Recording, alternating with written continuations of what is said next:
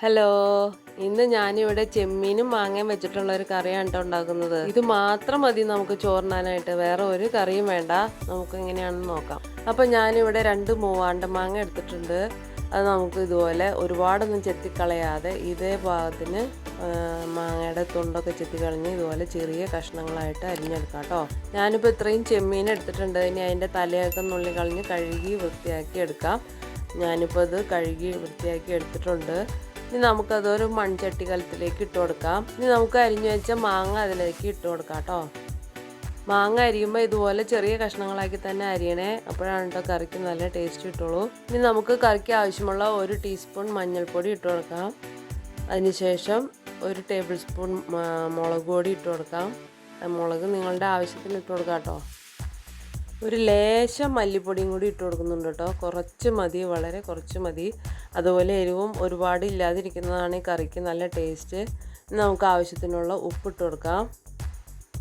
ഇനി ഞാൻ ഇതിലേക്ക് ഒരു 2 ഗ്ലാസ് വെള്ളം ഒഴിച്ചു കൊടുക്കുന്നുണ്ട് കേട്ടോ.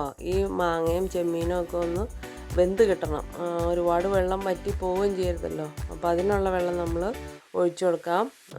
നമുക്ക് എന്നിട്ട് ഇതൊന്ന് മിക്സ് ചെയ്തതിന് ശേഷം അടുപ്പത്ത് വെച്ച് വേവിക്കാം കേട്ടോ. ഇനി ഇതൊന്ന് വെന്ത് വരുമ്പോഴത്തേക്കും നമുക്ക് അതിനാവശ്യത്തിനുള്ള തേങ്ങ അരച്ചെടുക്കാം. ഞാനിപ്പോൾ 1 മുറി തേങ്ങ എടുത്തിട്ടുണ്ട്. അത് നമുക്കൊന്ന് ചെറിയെടുത്ത് നല്ല ഫൈനായിട്ട് തന്നെ അരച്ചെടുക്കാം കേട്ടോ.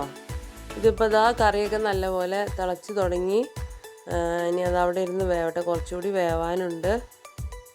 ഇതിപ്പോൾ ഇതാ നല്ലപോലെ തിളച്ച് വന്നിട്ടുണ്ട്. ഇതിൻ്റെ വെള്ളമൊക്കെ വറ്റി വന്നിട്ടുണ്ട്. ഇനി നമുക്ക് അരച്ച് വെച്ച തേങ്ങ ഇതിനകത്തേക്ക് ഇട്ട് കൊടുക്കാം.